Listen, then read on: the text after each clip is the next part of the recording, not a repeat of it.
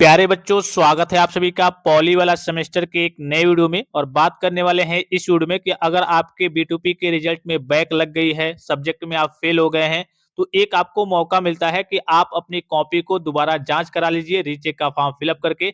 तो इस वीडियो में इसी के बारे में बात करने वाले हैं कि रीचेक में आपके नंबर बढ़ते हैं या फिर नहीं बढ़ते हैं।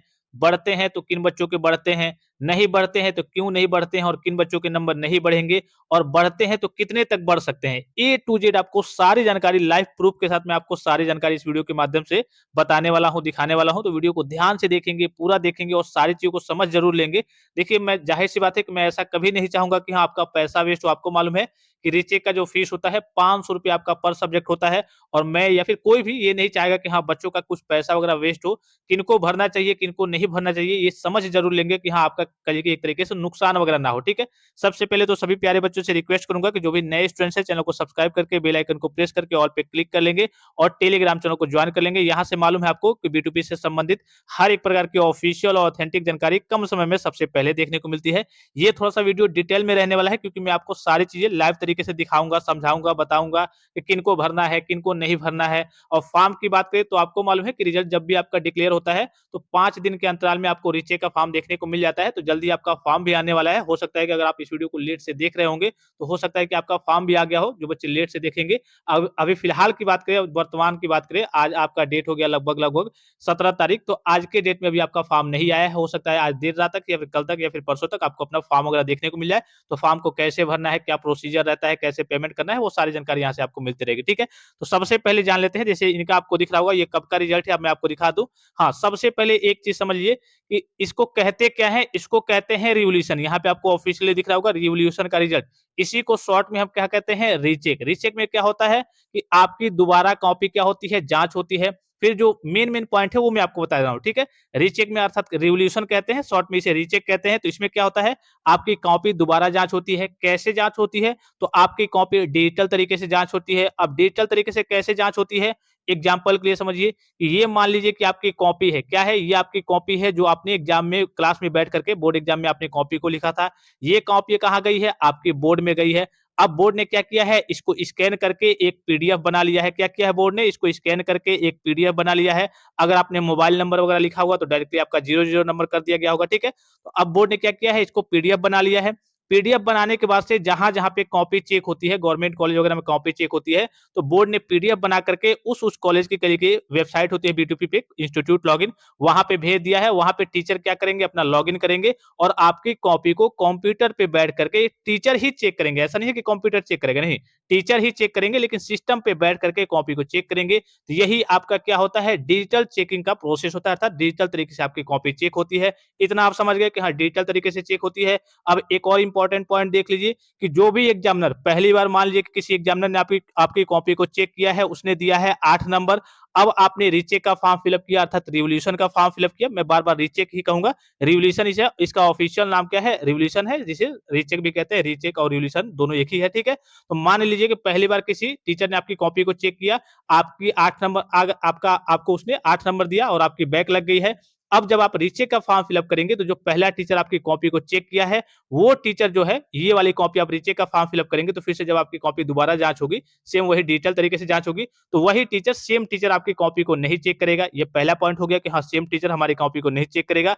दूसरा पॉइंट ये हो गया कि ये जो 8 नंबर आपको मिला है, अब ये जो नया टीचर आपकी कॉपी को चेक करने वाला है, तो ये नहीं जान पाएगा कि आपको पहले कितना नंबर दिया गया था। इस नंबर को क्या कर दिया जाता है, छुपा लिया जाता है कि हाँ ये जो नया टीचर है, ये आया है, ये अपने हिसाब से अपनी आपकी कॉपी को देखेगा।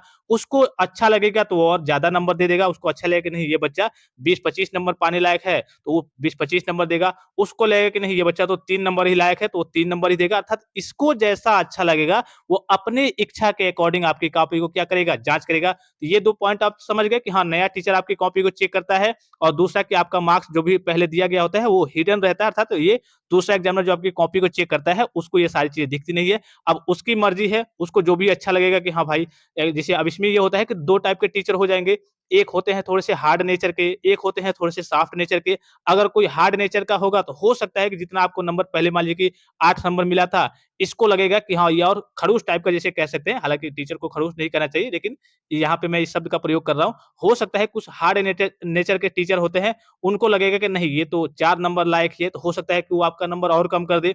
कुछ सॉफ्ट नेचर के टीचर होते हैं कि हाँ, बच्चे ने पेज पे कुछ लिखा है, कहेंगे चलो बच्चे ने लिखा है 5 नंबर का क्वेश्चन है, तो चलो 3 नंबर दे दे रहे हैं, 4 नंबर दे दे रहे हैं या फिर 2 नंबर दे दे रहे हैं या फिर डेढ़ नंबर, ढाई नंबर ऐसे करके दे दे रहे हैं। कुछ सॉफ्ट नेचर के भी टीचर होते हैं कि अगर आपने थोड़ा बहुत कुछ लिखा है उससे रिलेटेड, तो आपको नंबर दे देते हैं। तो हो सकता है कि आपका रीचेक में सॉफ्ट नेचर का कहिए कि टीचर आ जाए, तो आपकी कॉपी को थोड़ा-सा ऊपर-ऊपर तरीके से जाँच करे, तो वो क्या करेगा थोड़ा-सा आपको अच्छे खासा नंबर दे देगा। हो सकता है कि आपका 8 है, तो आपको 15 दे दे, 16 दे दे। इस केस में आप ग्रेस के क्राइटेरिया में आ जाएँगे और ग्रेस क्या होता है बोर्ड के द्वारा फ्री में आपको 10 नंबर दिया जाता है। इसके बारे में मैंने आपको विशेष वीडियो प्रोवाइड किया था। अगर आपने नहीं देखा है तो उस वीडियो का लिंक मैं आपको इसी वीडियो के डिस्क्रिप्शन बॉक्स में दे दूँगा। उस सबसे ऊपर उसको जाकर के क्लिक करके आप देख सकते हैं कि बी2बी की तरफ फ्री में जो ग्रेस मार्क्स दिया जाता है वो किन बच्चों को दिया जाता है, कब दिया जाता है, कैसे दिया जाता है, डिटेल में मैंने आपको बताया था, ठीक है? तो इतना समझ गए कि हाँ, वो टीचर के ऊपर भी डिपेंड करता है कि कैसा टीचर आपकी कॉपी को चेक कर रहा है, ठीक है? अब बात कर लेते हैं मेन पॉइंट पे आते हैं। ये जो आपको दिख रहा होगा यहाँ पे रिवोल्यूशन रिजल्ट ये आपका 2025 का ही है, जून का साथ करिए कि पिछले सेमेस्टर का ही है और यहाँ पे आपको दिख रहा होगा इन्होंने 3 में रीचेक का फॉर्म फिल अप किया था देखिए, मैथमेटिक्स सेकंड में, फिर यहाँ पे दिख रहा होगा एफ ट्रिपल ई जो फर्स्ट सेमेस्टर वाले बच्चे होंगे वो सब आप तो पढ़ ही के गए होंगे आगे, ये सब सब्जेक्ट आप जानते ही होंगे। फिर आपका इंजीनियरिंग ग्राफिक्स हो गया, जिसे पहले हम क्या कहते थे इंजीनियरिंग ड्राइंग के नाम से जाना जाता था, अब इसका नाम बस चेंज कर दिया गया है, इंजीनियरिंग ग्राफिक्स कर दिया गया है।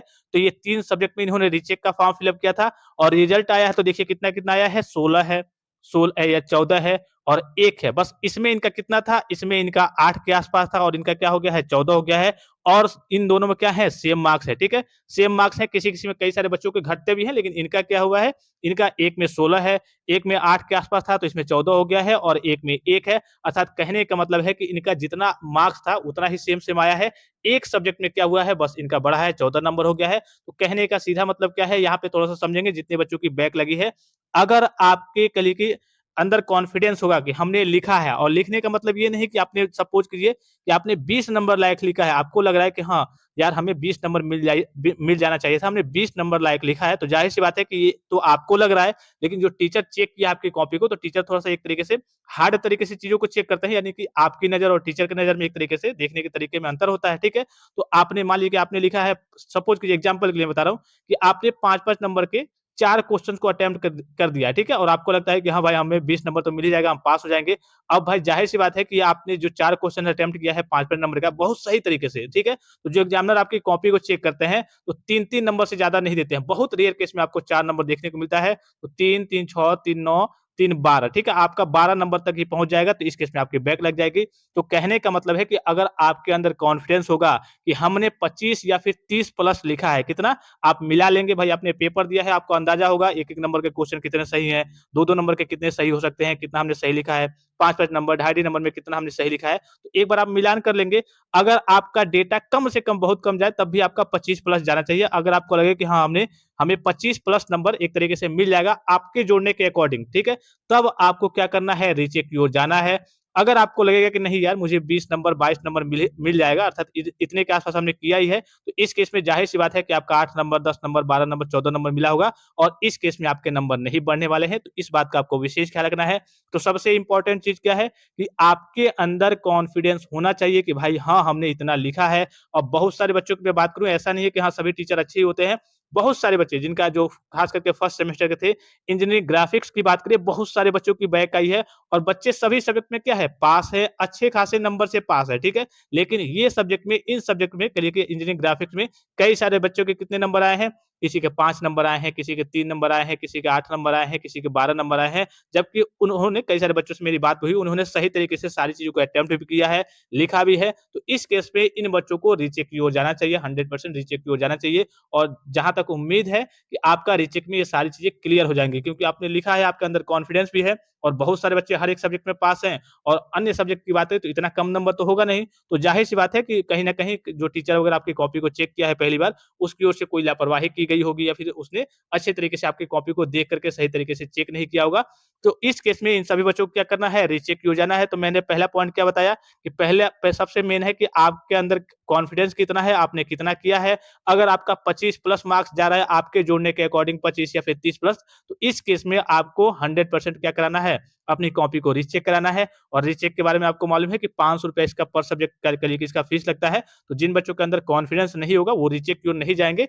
अगले सेमेस्टर में आपका क्या होगा? बैक पेपर होगा। क्या होगा? आप अगले सेमेस्टर में इसके बैक का पेपर होगा, तो आप बैक पेपर का फॉर्म फिल अप करेंगे। आपका 1 सब्जेक्ट में या फिर 2 सब्जेक्ट में बैक है तो 2 ही ₹100 लगेगा और उसके बाद से एक बार और एग्ज़ाम देकर के उसको क्लियर कर लेंगे। लेकिन जिन बच्चों के अंदर कॉन्फिडेंस है वो क्या कर सकते हैं? रीचेक की ओर जा सकते हैं। एक बात का और विशेष ख्याल रखना है, कई सारे बच्चे कह रहे थे कि सर मेरा 15 नंबर है, 16 नंबर है, 17 नंबर है, 18 नंबर है, अर्थात कहिए कि 14 प्लस है, ठीक है? तो 14 प्लस वाले बच्चे क्या कर सकते हैं, एक तरीके से रिस्क लेकर के आप रीचेक की ओर जा सकते हैं, क्योंकि इसमें क्या होता है, कभी-कभी जैसे कई सारे सॉफ्ट नेचर के मैंने बताया कि हाँ, नॉर्मल या फिर सॉफ्ट नेचर के टीचर मिल जाते हैं, तो 14, 15, 16 इनको मतलब वो जैसे कोई हार्ड नेचर का टीचर है, वो चेक किया है और आपके अंदर थोड़ा-सा कॉन्फिडेंस भी है कि हाँ यार 25-30 नंबर तो मुझे मिलना चाहिए थे, फिर कम से कम तो 20 नंबर मिलना चाहिए था। तो सॉफ्ट नेचर का अगर टीचर मिल गया, अगर किस्मत ने साथ दिया, तो ये आपका 15, 16, 17, 18, 19, 20 है, ये आपका बढ़ करके मतलब 20 के आस-पास चला जाएगा, 20 या फिर 22 के आस-पास चला जाएगा। तो इन बच्चों को जिनका 14 प्लस है, इन बच्चों को थोड़ा-सा रिस्क लेकर के अगर आपको लगता है कि हाँ 20, 22, 25 नंबर तक मुझे मिल जाएगा, तो इनको रीचेक की ओर क्या करना चाहिए, 100% जाना चाहिए।